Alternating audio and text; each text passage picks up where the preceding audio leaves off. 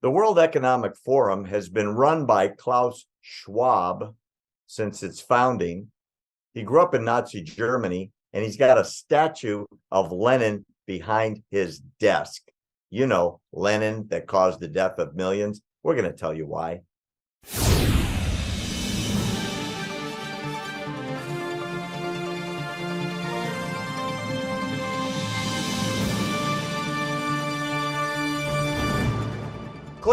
Klaus Schwab was born during the war. He grew up his early years under Hitler in Nazi Germany.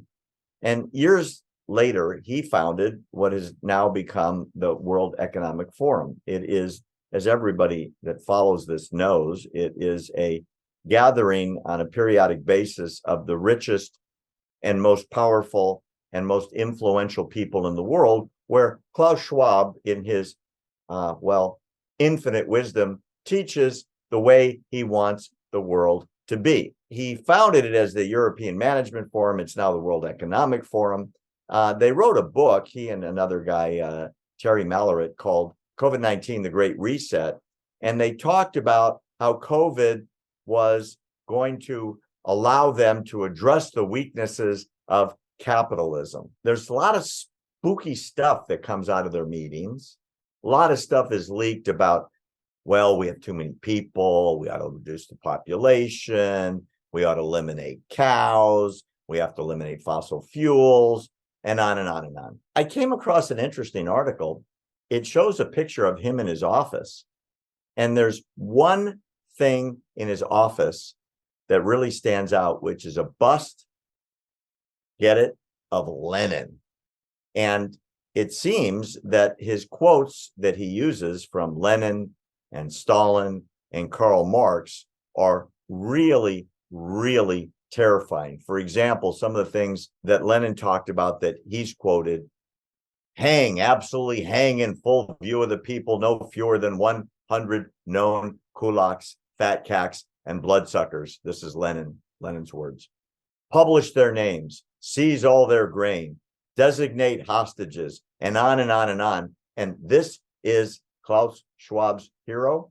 What do you know about the World Economic Forum and this character, Klaus Schwab? Well, what we're talking about are the true globalists of the world.